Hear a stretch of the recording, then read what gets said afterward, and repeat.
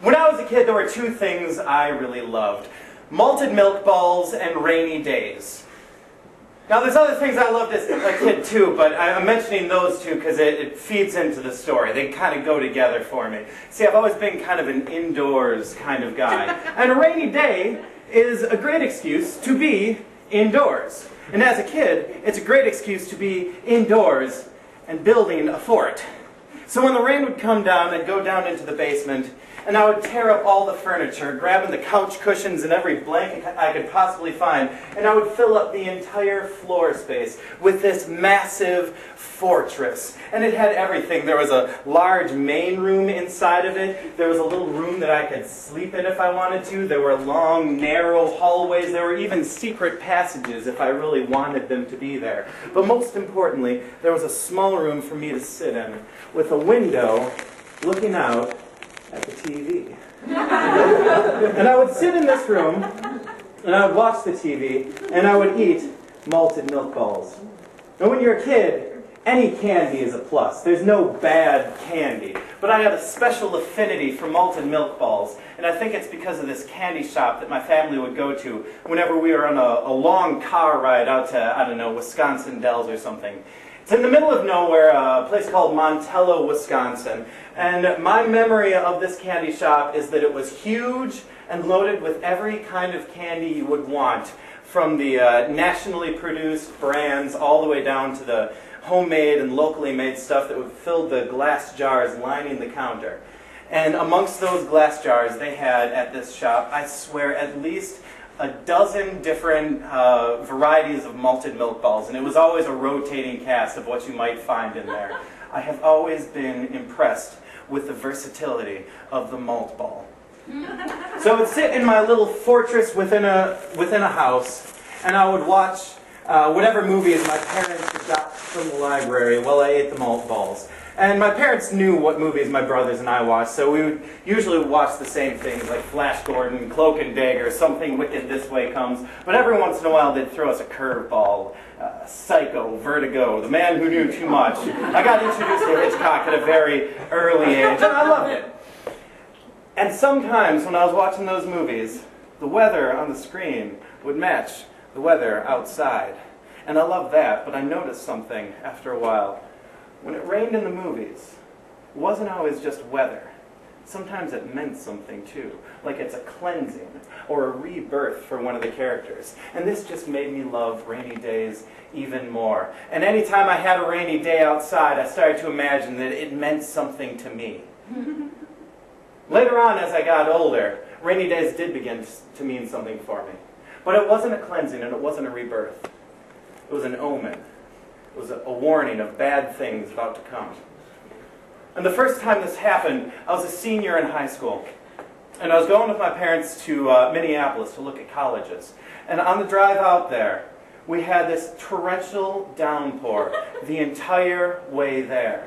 And I'm riding in the back. My dad is driving, and I swear to God, his visibility from all the rain coming down must have been slim to none. And I'm trying my best to sleep, because if I'm not sleeping, then I'm thinking. And the only thing I can think right now is, oh my God, we're going to lose control of this car. It is going to fly off the road. And this is the day I am going to die.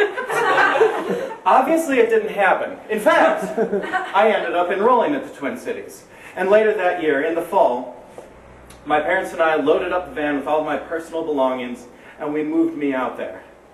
And again, 5.5 hours of terrible storms all the way. It was like someone was taking buckets of water and whipping it onto the windshield, and the wipers can't go fast enough to clear it all out. And again, I've got this knot in my stomach saying, I am going to die in this car. We should turn around and just cancel the whole thing. Screw college, I'll just stay at home. And I should have heeded the warnings. Because when I got there, college started out all right, but I eventually developed severe insomnia. And literally every night I was there, it took me hours to fall asleep. And that's if I fell asleep at all. There were some nights I would just wander the halls of the dorms, alone with my thoughts, just waiting for the sun to rise. Naturally, when I go to class in the morning, I'm completely dead tired, and pretty soon my grades are going down, and I'm just not caring about it anymore. After 2 trimesters, I just dropped out entirely, and I moved back to Wisconsin. At that point, I started to lead a slightly directionless life. I worked at a factory for a while, which is always a lot of fun. And through a series of events, I ended up moving out to California. I had made a friend out there whose mother was the head writer on Law and Order, and she had lured me to California with promises of some sort of, I don't know, entry-level job, show running or some such. And when I got to Los Angeles, 7 straight days of steady rain coming down. And it wasn't as bad as on the trips to Minneapolis. But my native California friends insisted that all of this rain was a huge anomaly for what was normally a very dry state. And here, again, I should be thinking, this is something wrong. I am doing something wrong in my life. I have to make a change, but I didn't. And after a few months, the job never materialized. I suffered a series of panic attacks, and I just moved back to Wisconsin to be closer to family and friends. It was just easier that way. And when I got back here, I re-enrolled in school. I moved to Milwaukee, and really it was just for a lack of anything better to do with myself. So here I was in school, and when I started up here, I also got a job at a coffee shop. It was down in Whitefish Bay, and 2 doors down from my coffee shop there was a little store there that some of you might know. It's called Winkies. And when I got this job, people told me, hey, you know, Winkies has candy, so if you like candy. And I do like candy, so I went to Winkies. And it wasn't quite like the candy shop from my childhood, but they did have like 3 or 4 different varieties of malt balls, along with some gummy Wutsits and chocolate Kuzits. So I was happy with this. And if nothing else, it told me, you know, I'm doing the right thing with my life right now. I've got this comfort, and the candy is here for me. It's a good place to be. So I stayed with that job for the rest of my time in college, and every once in a while I would indulge myself in my malt ball obsessions. In fact, I liked the job so much that I stayed in it a year after I graduated too.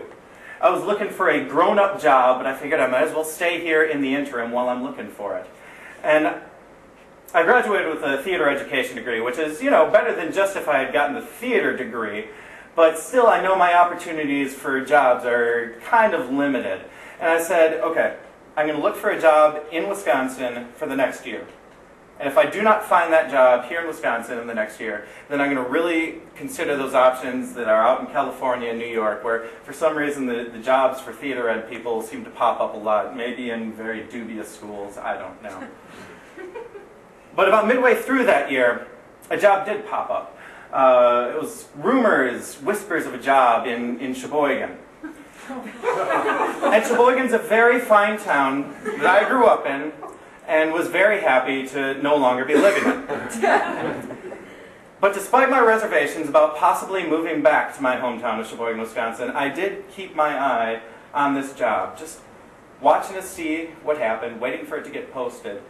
And I even contacted the administrator just to let him know I was interested and get my name out there.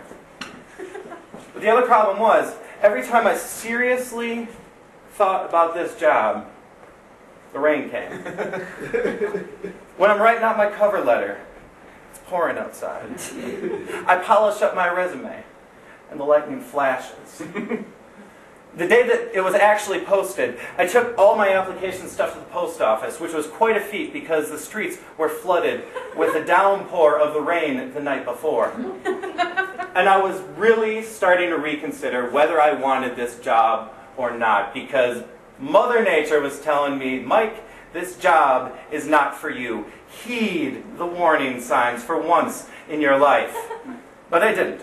I got a phone pre-interview, and while they asked me these inane questions over the phone, I answered and watched the rain pouring down outside. And I passed the pre-interview with flying colors and scheduled a face-to-face interview. And the face-to-face interview got scheduled during a week where I was going to be up in Stevens Point visiting my brother. And I figured this isn't going to be a problem. I'm just going to drive from Stevens Point down to Sheboygan the night before the interview. I'll do the interview in the morning. I'll stay with my parents that night. and then I'll drive right back up to Stevens Point. Everything's going to be good. And by this point, you can probably figure out what happened. No sooner had I left the city limits of Stevens Point when the sun disappears, the clouds come out, and again, storm of the century pouring down. And this was the worst storm I had seen since driving up to Minneapolis that first time. It was just incredible. It was like driving through a car wash, except without the soap and the flappy, foamy arms slapping the car. And I started to piece together in my brain what I would tell these people when I called them and canceled the interview. No, I'm sorry, I just can't make it. I am about to die. But I do strongly suggest that you shut down the school immediately and burn it to the ground before anyone else suffers my fate. The rain has commanded it. But right before I reach for my phone to actually call them and tell them that, I get a sign. Literally, there's a sign on the side of the road. And it says Montello, 20 miles. I had no idea it was that close. This small town of 1,400 people is only 20 miles away from me. It's 20 miles in the other direction, which means it's going to add at least 40 minutes to my car ride. 40 more minutes where I could completely die in this car. But I am going to follow the signs. So I turn off. I don't have a road map. I am just following blindly, hoping that I am going to find this little town. And hoping that when I get there, I will see some familiar traces of my childhood that will lead me to this candy shop.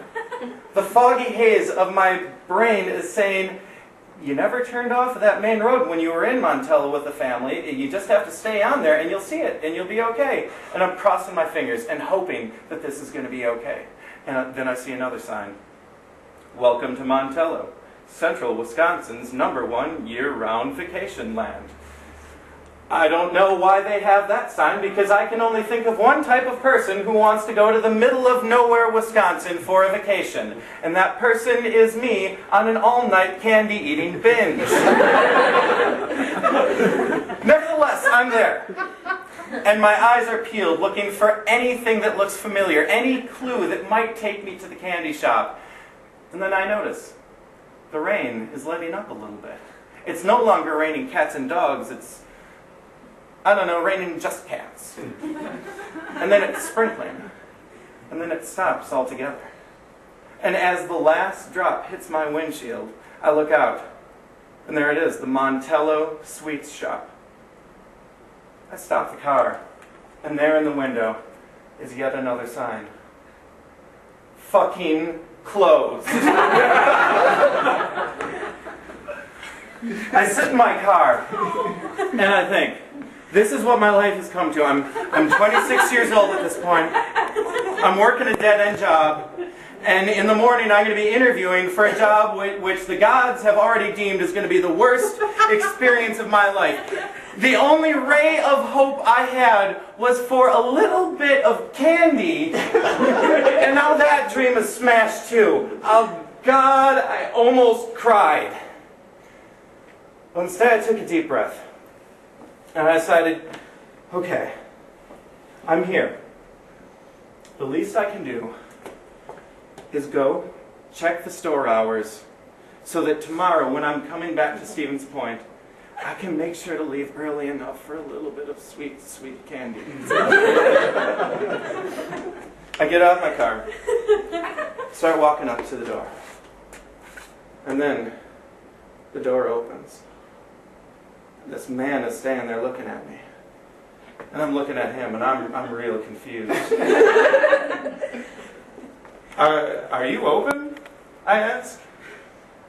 And he says to me, I can be open for you. His exact words. They had been closed for an hour, and for no reason whatsoever, he let me, and me alone, into the store. And my God, it was just like it was when I was a kid. No, it was better. There's a high ceiling, there's walls covered with every candy you ever wanted. There's wax lips, there's Zagnut, there's chocolate-covered peanuts and pretzels and yogurt-covered raisins, and I'm I'm grabbing everything I can possibly imagine eating in the next month. There's the Swedish Fish, gummy Coke bottles, bottle caps, Hershey bars, and I'm not pulling any punches. Fucking Blue Moon ice cream, I'm gonna get a scoop of that.